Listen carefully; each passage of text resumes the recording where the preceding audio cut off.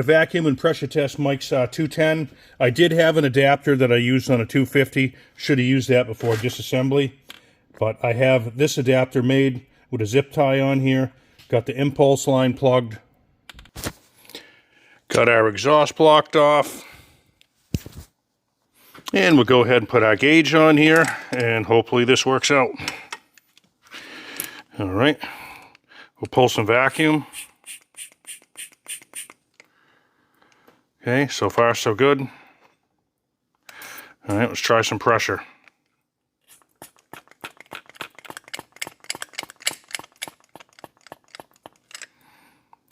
All right, we're looking good. So we know our crank seals and our clamshell gasket are good.